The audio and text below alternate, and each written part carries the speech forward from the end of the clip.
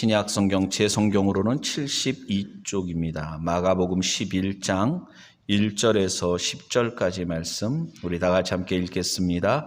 저희가 예루살렘에 가까이 와서 감람산 벳바게와 베다니에 이르렀을 때에 예수께서 제자 중 둘을 보내시며 이르시되 너희 맞은편 마을로 가라. 그리로 들어가면 곧 아직 아무 사람도 타보지 않은 나귀 새끼에 매어 있는 것을 보리니 풀어 끌고 오너라.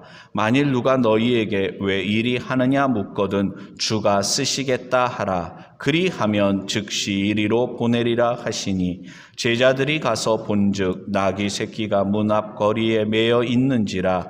그것을 푸니 거기 섰는 사람 중 어떤 이들이 가로되 나귀 새끼를 풀어 무엇하려느냐 하매 제자들이 예수의 이르신 대로 말한데 이에 허락하는지라.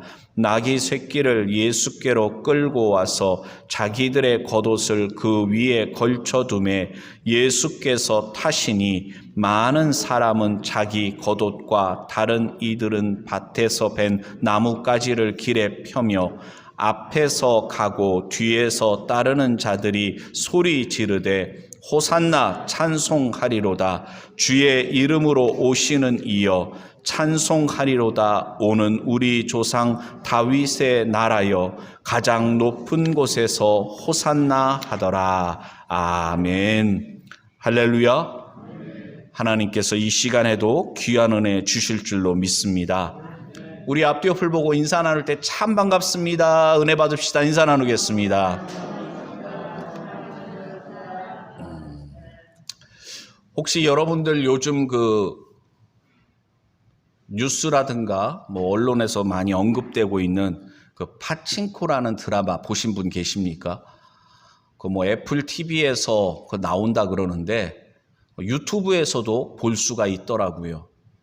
전체적인 내용은 보지 못하고 파친코에 있는 몇 장면 그렇게 좀 살펴봤었는데 일본에 지금도 오사카에 가면 이쿠노쿠라는 곳이 있답니다. 거기는 일제시대 때부터 한국 사람들이 집단 거주했던 곳이라고 해요. 근데 그 드라마에서도 나오지만 한국 사람들이 집단으로 거주하는 그 동네는 돼지들이 길거리에 그냥 돌아다니고 정말 일제시대 때 우리 조선 사람들이 얼마나 일본 사람들에게 사람 대접받지 못하는 일본 사람들의 종살이 하듯이 비참한 생활을 했는지, 거기 한 대목을 보면 딸이 결혼해서 일본으로 가게 되는데 그 엄마가 자기 딸을 뭐라도 해주고 싶어가지고서 밥 한 끼 해주려고 그러는데 우리나라에서 재배된 쌀인데도 한국 사람들은 자유롭게 그것을 사서 먹을 수가 없는 시대였다는 거예요. 말이 안 되는 거죠. 혹시라도 기회가 된다면 꼭 여러분들 이 파친코라는 드라마를 한번 보시기를 바랍니다. 그런 시대에 살았던 한 사람이 있었습니다. 그 사람은 시인이었습니다. 혹시 이 시를 기억하십니까? 죽는 날까지 하늘을 우러러 한 점 부끄러움이 없기를 잎새에 이는 바람에도 나는 괴로워했다. 서시라는 거죠. 이거 누가 지었는지 아십니까? 윤동주라는 시인이죠. 아마 아시는 분들 많을 겁니다. 유고 시집입니다. 윤동주 시인은 일제 식민지하에서 짧은 인생 살다 가신 분입니다. 일본에서 항일운동했다는 죄목으로 잡혀가지고서 체포돼서 일본에 있는 후쿠오카 형무소에서 너무나도 안타깝지만 1945년 2월 해방이 몇 달 뒤에 있는데 28살이라는 젊은 나이에 죽었습니다.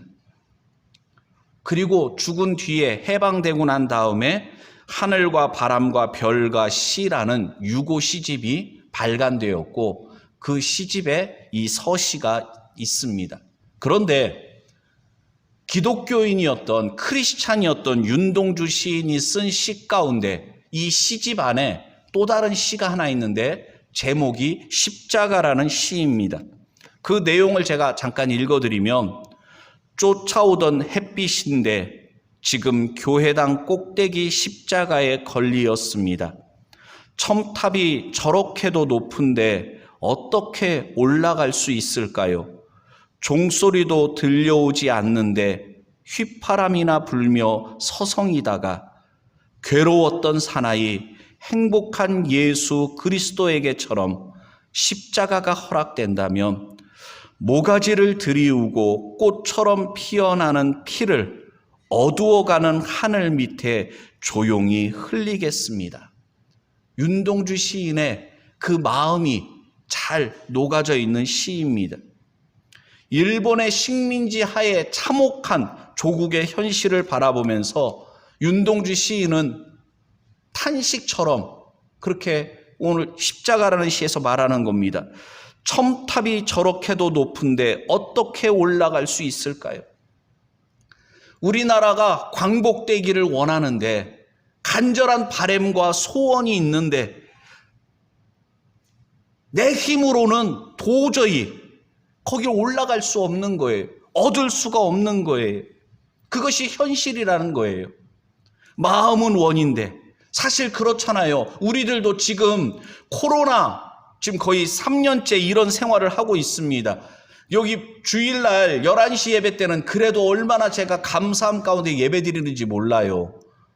8시 예배 때, 또 소예배실에서 뭐 수요 예배라든가 금요 기도회 때는요, 마스크를 쓰고 찬양을 하면 얼마나 답답한지 모릅니다. 더군다나 설교를 하면, 마스크를 쓴 채로 설교를 하면 이 숨쉬기도 그렇고 여간 힘든 게 아닙니다.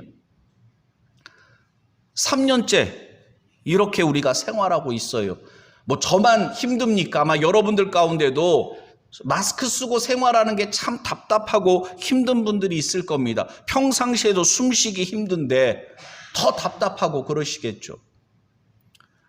언제쯤이나 이 코로나가 끝날까, 종식될까? 우리의 마음은 조급합니다. 오늘 설교 제목처럼 주여 간구하오니 우리를 구원하소서. 이 호산나라는 말에 담겨있는 의미가 지금 우리를 구원하소서거든요.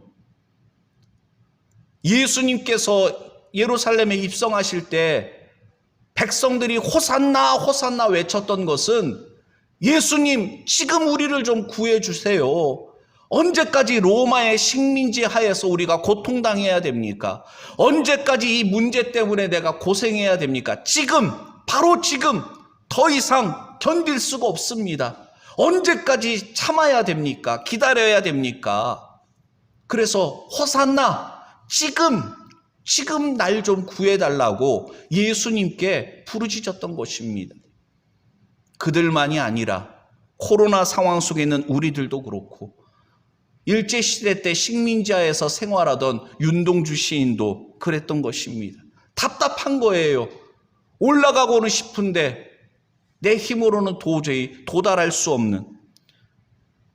십자가에 이런 대목도 나옵니다. 종소리도 들려오지 않는데, 이게 뭐냐면 희망적인 이 문제, 일제 식민지하에서 언제쯤인가는 해방을 얻으리라, 자유를 얻을 수 있을 것이다, 그런 희망적인 소리는 하나도 들려오지 않는다는 것입니다.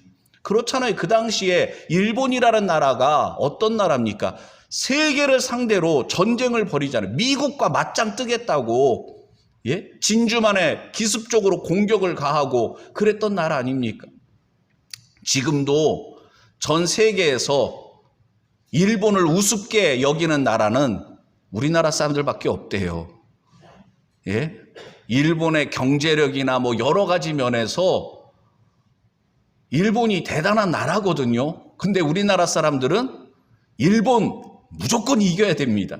축구를 하든지 배구를 하든지 아니면 뭐 어떤 것이 됐든지, 저 일본 놈들이라 그러죠. 일본 사람들이라고 말하진 않잖아요.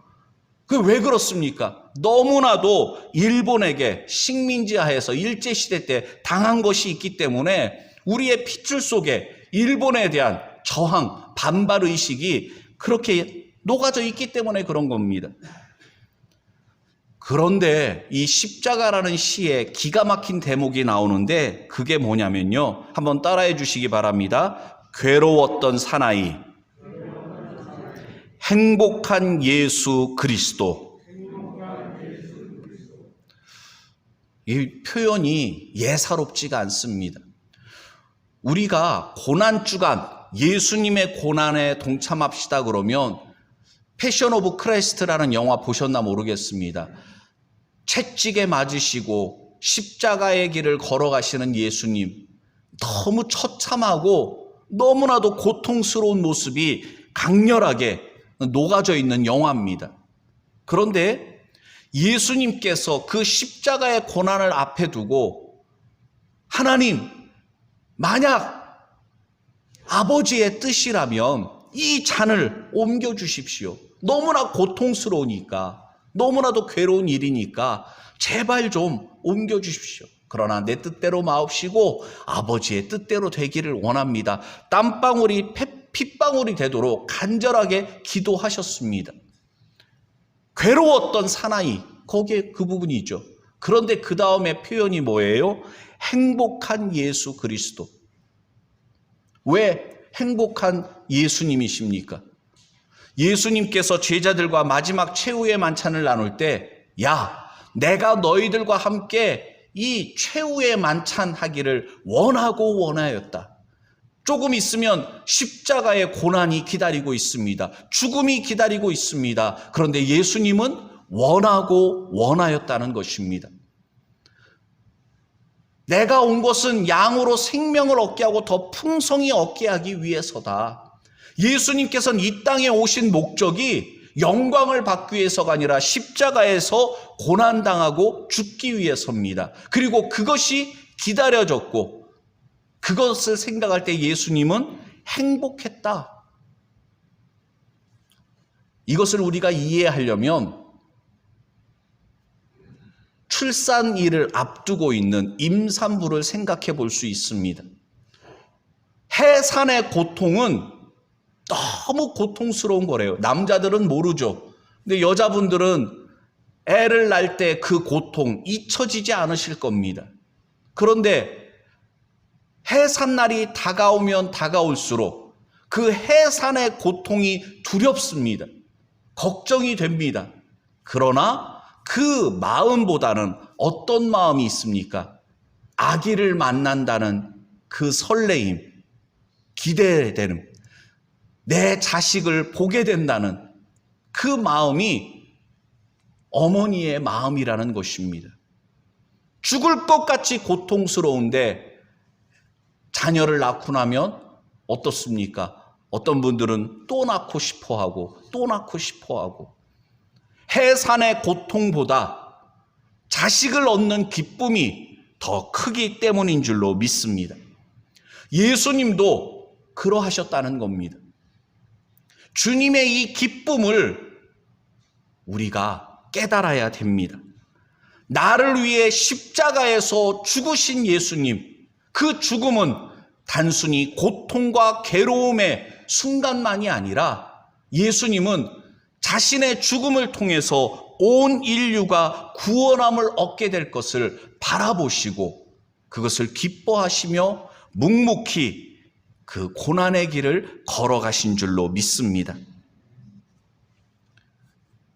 윤동주 시인은 그래서 예수님에 대하여 괴로웠던 사나이, 그러나 행복한 그리스도라고 표현한 것입니다.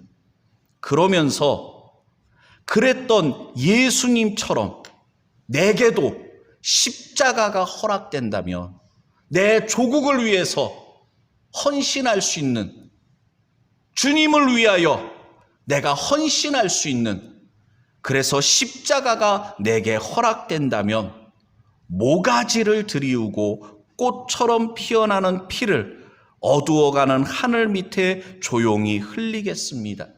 이 모가지라는 표현이 예사롭지가 않아요. 이건 뭐냐면 제물을, 희생 제물을 바쳤던 것처럼 예수님께서 유월절 어린 양이 되어서 우리 모든 죄를 대신 담당하시고 십자가에서 죽으셨던 것처럼 자기가 희생 제물이 되기를 기도하고 있는 것입니다.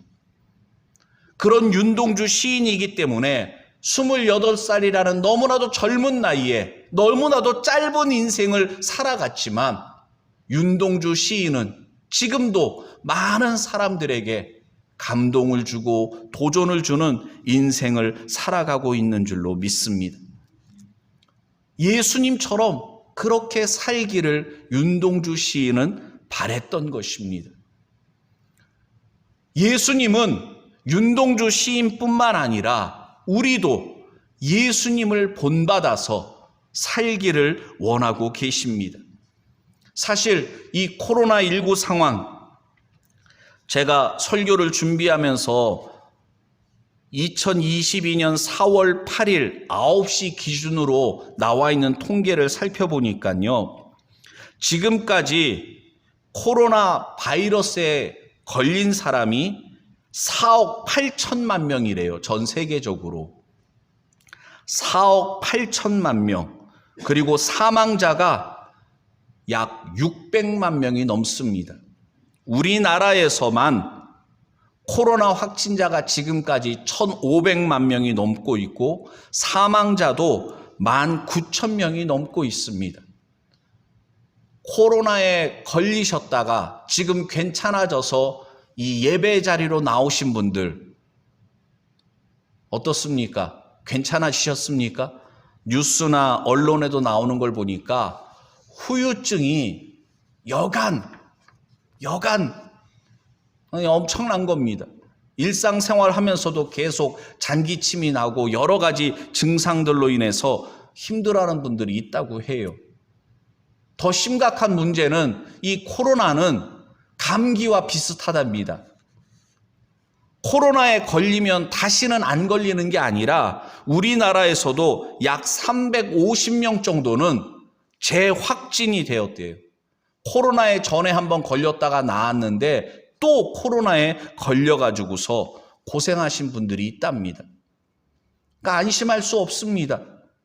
백신 맞았으니까 괜찮은 게 아니고 코로나에 한번 걸렸다가 나았으니까 괜찮은 게 아니라는 거예요. 그런 상황 속에서 우리는 고난주간을 앞두고 있습니다. 오늘 종료주일을 맞이해서 오늘 본문 말씀을 통해서 이런 코로나 상황 속에서 우리는 어떻게 고난주간을 보내야 할 것인가? 예수님을 믿는 그리스도인으로서 우리는 어떤 모습으로 살아가야 할 것인가? 잠깐 살펴보기를 원하는데요. 첫 번째는 우리가 조금 전에 1절부터 10절까지의 말씀을 함께 살펴봤는데 특별히 1절부터 6절까지의 말씀을 보면 제자들이 예수님의 말씀에 순종해서 마을로 가서 어린 나귀 새끼를 예수님께로 끌고 온 장면을 보게 됩니다. 한번 그림을 한번 그려보세요. 어린 나귀 새끼. 이게 사복음서에 모두 나오는 사건인데 예수님께서 성인인 남자가 어린 나귀 새끼, 아무도 한 번도 타본 적이 없는 어린 나귀 새끼에 올라탔습니다. 그 모습이 어떨까요? 어쩌면 발이 땅에 닿을 수도 있습니다. 너무나도 작은 어린 나귀 위에 성인 남자가 앉아있는 모습은 도무지 모양새가 영 아닌 것입니다. 예수님께서 예루살렘 성으로 입성하실 때 예수님에 대한 소문이 이미 쫙 퍼져 있었습니다.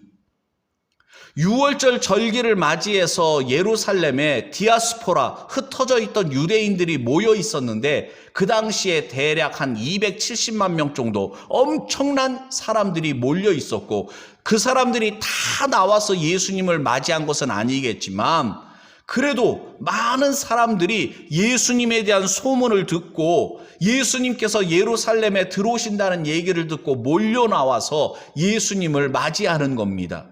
그런데 그런 예수님께서 군마, 하얀 말이나 뭐 까만 말, 예? 그런 말을 타고 위풍당당하게 들어오시는 것이 아니라 너무나도 초라한 모습, 우리의 상식으로는 말이 되지 않는, 왜 특별히 우리 한국 사람들 그렇잖아요. 차를 타도 큰 차, 예? 뭐 호텔이라든가 뭐 이런 데 갈 때 티코라든가 조그만 차 타고 가면은 이게 좀 그렇다면서요. 체면이 있지 뭐 그래가지고서 차도 큰 차, 집도 큰 집. 한국 사람들이 그런 걸 선호하는데 그건 한국 사람들만의 그런 게 아니라 사람이면 누구나 기왕이면 내가 그래도 이런 사람이야. 나 이만큼 성공한 사람이야. 그것을 과시하기 위해서 큰 차, 여기로 말하면 큰 말 타지 않겠습니까? 근데 예수님은 굳이 어린 나귀 새끼를 타십니다. 그리고 제자들도 예수님의 그 말씀에 순종해서 어린 나귀 새끼를 가지고 와요. 예수님, 이거 아무래도 폼이 나지 않는데 이거 아닌 것 같습니다. 그런 모습이 전혀 안 나타납니다. 자기들의 겉옷을 나귀 위에 씌우고 예수님께 타시도록 합니다. 또 그렇게 어린 나귀 새끼를 타고 예루살렘에 입성하는 예수님을 보고 저게 뭐야? 우습다. 저게 어른이 뭐 하는 짓이야? 사람들의 반응이 당연히 그러해야 되는데 오히려 열광적으로 예수님을 환영합니다. 이게 뭔가? 우리의 상식으로는 예수님도 이해가 안 되고 제자들도 이해가 안 되고 그리고 예수님을 열광적으로 환영하는 군중들도 이해가 되지 않는데 그건 말이죠. 우리가 지금 현대인의 생각으로 우리의 상식으로 보니까 이해가 안 되는 겁니다. 예수님께서 어린 나귀를 타고 예루살렘에 입성하신 것은 구약 성경에서 예언되어진 말씀이 있기 때문입니다. 구약 성경 스가랴 9장 9절 말씀에 보면요. 시온에 따라 크게 기뻐할지어다. 예루살렘에 따라 즐거이 부를지어다. 보라, 내 왕이 내게 임하나니 그는 공의로우며 구원을 베풀며 겸손하여서 나귀를 타나니 나귀의 작은 것 곧 나귀 새끼니라. 아멘. 메시아에 대한 예언의 말씀 가운데 있는 것입니다. 하나님께서 보내는 진정한 왕은 예루살렘에 입성할 때 어린 나귀를 타고 들어갈 것이라는 것을 예언하고 있는 것입니다. 예수님도 이 예언의 말씀이 성취되도록 하나님의 말씀에 순종하여 어린 나귀를 타고 가신 겁니다. 제자들도 이 말씀을 알기 때문에, 백성들도 이 말씀을 알기 때문에 예수님이 진정 메시아구나, 하나님께서 보내신 사람이구나, 진정한 이스라엘의 왕이 드디어 오고 계시는구나. 그래서 열광적으로 예수님을 맞이했던 것입니다. 성도 여러분, 세상의 상식, 기준을 가지고 우리가 살아가서는 안 됩니다. 한번 따라해 주시기 바랍니다. 하나님의 말씀이 기준이 되어야 한다. 아멘. 성도 여러분, 우리가 하나님의 택함받은 사람들이라면, 하나님의 자녀라면 하나님의 말씀이 우리의 삶의 기준이 되는 삶을 살아야 됩니다. 세상 상식과 가치관, 세상적인 기준으로는 말도 안 돼요. 이해할 수 없습니다. 그러나 우리가 사람들에게 인정받기 위해서 믿음의 길을 걸어가는 거 아니잖아요. 그렇다면 예수님처럼 말씀에 순종하여 어린 나귀를 타는 겁니다. 예수님의 말씀에 순종하여 나귀를 데리고 온 제자들, 아니 도둑으로 몰릴 수도 있는 것 아닙니까? 그런데 예수님께서 명하시니까 예수님의 말씀대로 나귀를 갖고 와요. 당신들 그거 왜 가지고 가는 거야? 주가 쓰시겠다. 그 말씀 그대로 전하면서 순종하는 것입니다. 말씀에 순종했던 제자들처럼 우리도 말씀에 순종하여 살아가는 사람들이 반드시 되어야 되는 줄로 믿습니다. 또한 두 번째로 여러분 여기 말씀을 보면 명절을 맞아 예루살렘에 왔던 수많은 유대인들, 그들은 예수님이 예루살렘 성에 입성하실 때 기뻐하며 영접하는데 그들 백성들의 모습 가운데 두 가지 주목할 모습이 있습니다. 하나는 뭐냐면 종려나무 가지를 흔들면서 예수님을 맞이했다는 것입니다. 종려나무 가지, 이거는 뭐냐면은 대추야자 열매가 맺는 나무입니다. 예루살렘과 그 지역 여리고에 많이 재배되고 있는 것입니다. 그런데 특이한 점이 뭐냐면 겉으로 봤을 때는 죽어 보이는데 거기서 새순이 돋아나서 많은 열매를 맺는다는 것입니다. 그래서 유대인들은 죽음을 이긴 승리를 상징하는 것으로 그렇게 여겼습니다. 예수님 오시기 전에 마카비라는 독립운동가가 있었습니다. 그가 독립운동을 하면서 예루살렘에 입성할 때 사람들은 종려나무 가지를 흔들면서 그 마카비를 환영했었습니다. 지금 이스라엘 사람들이 예루살렘 성에 입성하는 예수님께 종려나무 가지를 흔드는 것은 마카비처럼 당신이 우리를 로마의 식민자에서 해방시켜 줄 것을 우리는 믿습니다. 당신은 하나님께서 보내신 사람, 승리의 왕인 줄로 믿습니다. 그걸 고백하는 거예요. 우리나라가 일본 식민지 하에서 3.1 운동을 할 때 태극기를 들고 거리로 나왔었잖아요. 대한독립 만세를 외쳤잖아요. 그런 것처럼 우리가 태극기를 흔들듯이 종려나무 가지를 흔들면서 그들은 예수님을 그들의 왕으로 맞이했던 것입니다. 그리고 그들이 호산나 외쳤잖아요.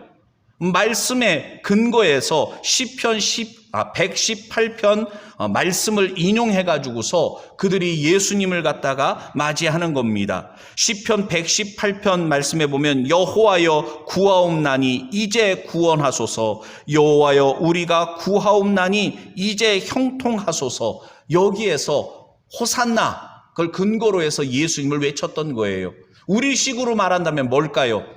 지금 우리를 구원하소서라고 외치는 것은 우리 표현으로 하면 만세 만세 하는 거예요.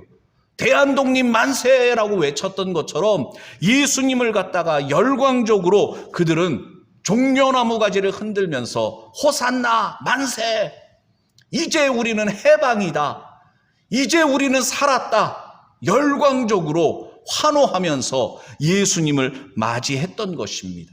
그런데 문제가 있습니다. 그게 뭡니까?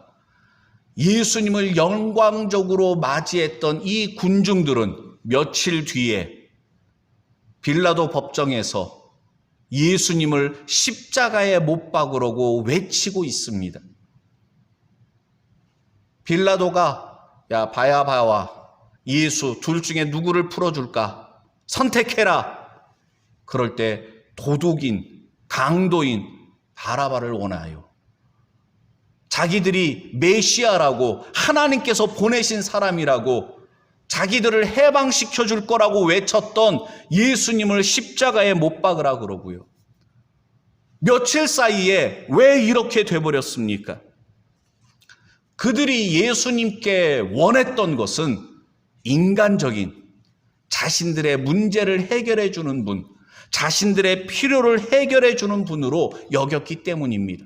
가론 유다만 예수님을 배신한 것이 아니라 군중들도 예수님을 배신했던 것이고, 그 배신의 배경은 예수님에 대한 실망, 자기들이 기대했던, 자기들이 원했던 그런 모습이 아니니까 등을 돌린 겁니다.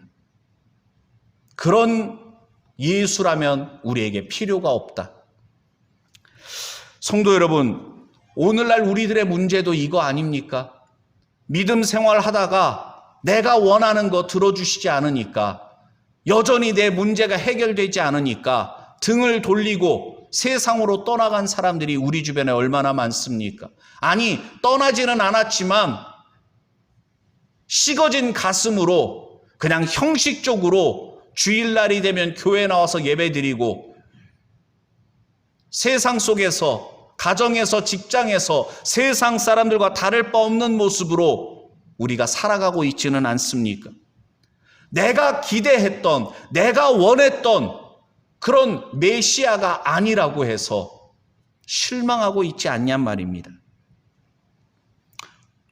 성도 여러분, 이런 사람들의 모습 속에서 우리의 모습을 발견해야 됩니다. 내 신앙은 어떤가? 나는 지금 예수님 똑바로 믿고 있나? 예수님 제대로 믿고 있나? 주일날 교회 나와서 예배 한번 드리는 것으로 됐다라고 생각하고 있지는 않은가? 다시 말하면 착각하고 있지는 않은가? 구약 성경에서 예언되어졌던 하나님께서 약속하셨던 메시아가 오셨건만 그들은 영접하지 않고 실망하고 며칠 뒤에 예수님을 십자가에 못 박으라고 외쳤습니다. 우리의 신앙을 돌아보는 고난주간이 되기를 원합니다. 정말 내가 원하는 것이 무엇인가? 주님께서 우리에게 주시고자 한 것은 영원한 생명인데 그것은 바로 하나님과 우리 사이에 막힌 죄의 담을 허물어뜨리고 하나님과 화평을 이루기를 원하셨던 것입니다. 본질적인 문제를 해결해 주시기 위해 오셨던 거예요. 여러분들 요 마당에 보면 남자 화장실 옆에 수도꼭지가 있습니다. 수도꼭지를 틀면 물이 콸콸콸 나옵니다. 수도꼭지를 틀어놓은 상태에서 물걸레로 물을 훔치고 짜내고 하면 어떻게 되겠습니까? 헛수고하는 거예요. 수도꼭지를 잠궈야 물이 더 이상 나오지 않도록 한 다음에 물을 닦아내야 해결이 되는 겁니다. 예수님께서 이 땅에 오신 것은 우리의 본질적인 죄의 문제를 해결해 주시기 위해 오신 겁니다. 복의 근원 되신 하나님과 우리가 죄로 인해서 단절되니 아무리 우리가 애쓰고 노력하고 몸부림친다 할지라도 헛수고하는 것입니다. 내가 아무리 발버둥 쳐도 윤동주 시인이 십자가에서 말한 대로 도달할 수가 없는 거예요. 마음은 원이로되 안 되는 겁니다. 본질적인 문제가 해결되지 않으면 소용이 없다는 것입니다. 어리석은 군중들의 모습이 내 모습은 아닌가? 만약 똑같다면 우리는 참 신앙을 회복해야 됩니다.